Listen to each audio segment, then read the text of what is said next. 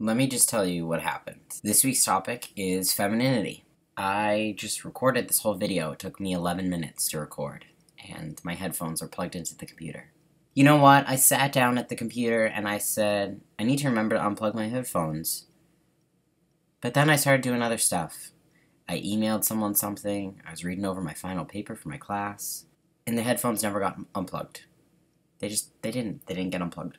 So here I am recording this over again, although I've already said the whole thing, so I feel like I can just spit it out at you now. But it was really good before, and I'm disappointed. Femininity. I'm really excited to talk about this. This is something that I could talk about forever. And I'm really excited to have some of our viewers on here listen to us talk about this, because I'm going to talk about you viewers, in a couple minutes about the activities that I see from some of you on Facebook that I want you to talk to me about. So, femininity. It's a social construct. Let's just start there. Society made up rules as to what is appropriate for what gender, ways that you behave or you act or what you wear. What things you like, what your interests or hobbies are. And it's a common error in society that if you veer from these paths, I don't really know what to say about them, but if you veer from them, then somehow your sexual orientation comes into play, and that's a mistake. Gender identity or expression and sexual orientation are not the same things. My definition of sexual orientation is someone that you are spiritually or romantically or physically or emotionally attracted to. Your gender expression is how you express your gender. And usually that's based on gender roles defined by society, but I would like to see more of it not being that way.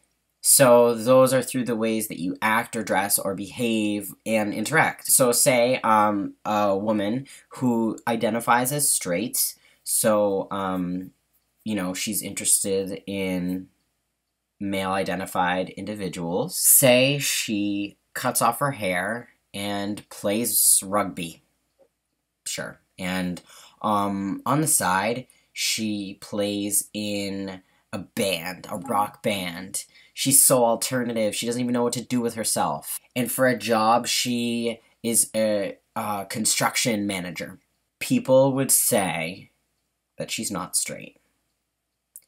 But all of these things have nothing to do with the people that she's attracted to. When we play with femininity and we play with society's way that we should act, or things we should do, or things we should like, or the way we should dress, or whatever as our gender, then society thinks that we're gay.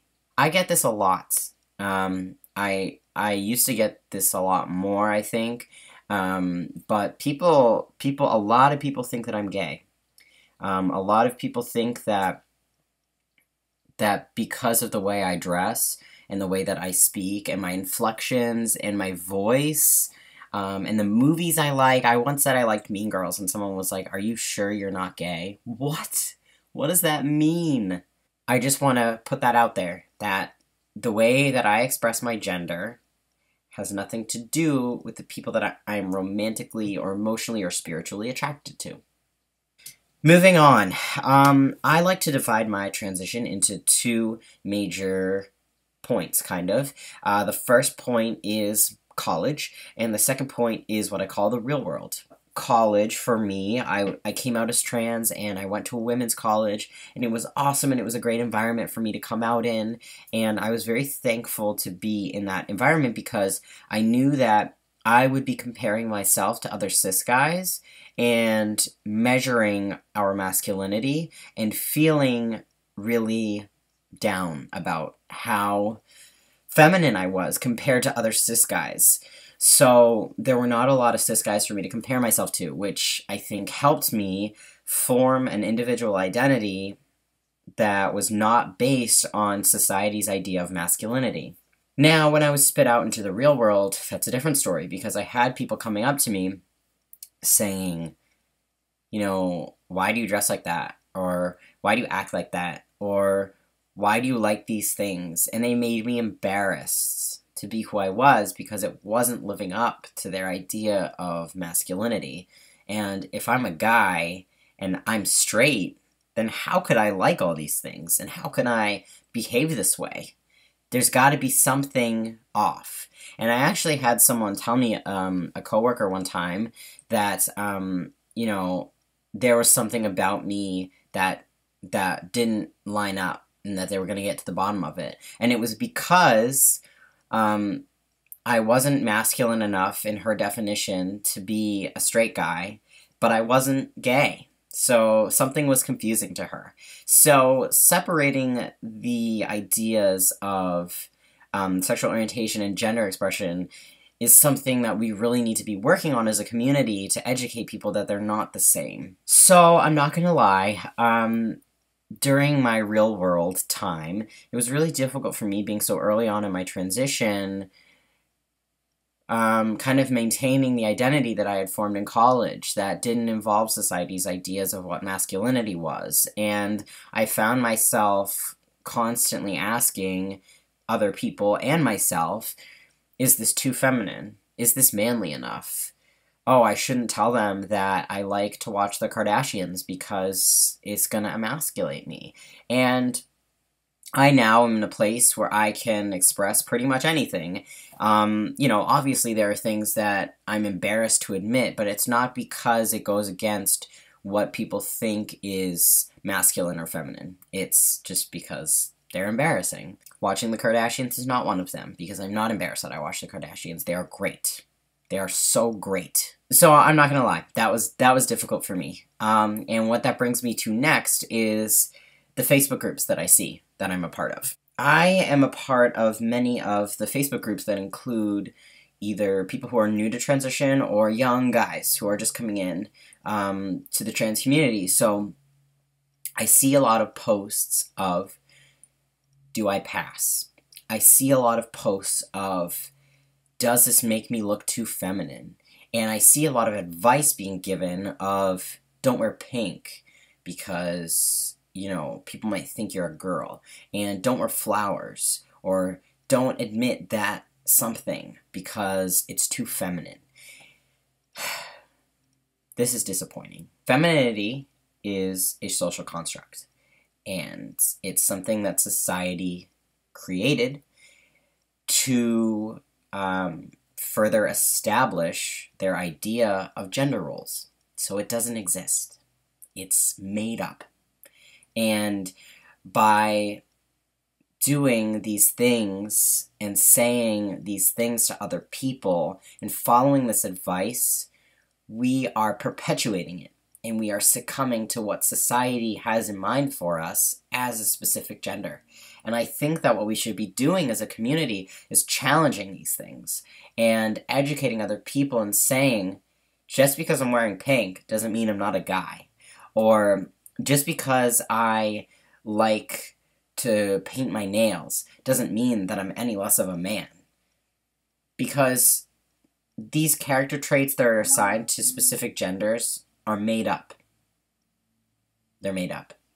So we're not answering really to anyone. We're just answering to society, which I will admit, it's a strong force. Ultimately, society and society's ideas of masculinity and femininity are what end up, you know, they result in violence. And when they find that people aren't following those ideas of what they have, these preconceived notions that they have of what men should look like and what women should look like and how they should act, violence does occur and bullying occurs. We need to always keep in mind our safety. Always. No matter what, no matter where you are, no matter who you're with, you always need to think about your safety first as a trans person. But I also think that, you know, instead of telling other people not to wear a certain color or not to express themselves a certain way, we should say, express your gender however you feel that you want to express your gender, because that's okay.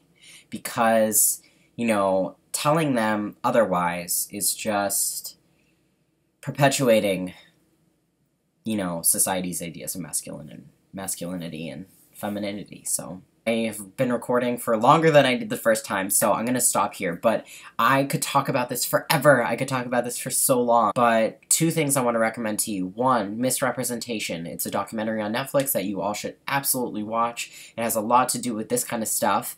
It also just talks about women in general and how they're compared to men and scrutinized and different things like that. But you should definitely watch that. The same filmmakers are also coming out with a similar documentary about masculinity and how it affects young men and how it affects men in general in our culture. So look for that as well.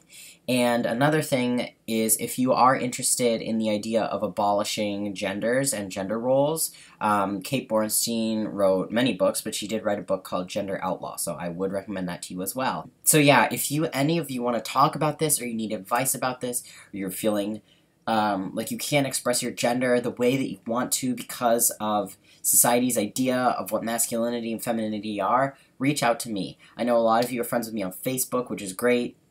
You know, message me there, friend me there. I try to get back to people as soon as possible. I am very busy. Or you can email me. I'll leave my email below. But any of you, I would feel free to reach out about this or about anything, really, because I'm here for you. So this time next week, I'm going to be in Philly. It's going to be awesome. I'm going to be with most of the Transtastic guys. Some of them couldn't make it, but it's going to be really fun. It's going to be a blast, so stay tuned for those videos because I'm sure we'll be making a ton. Yeah, and I'll see you all next week. Thank you.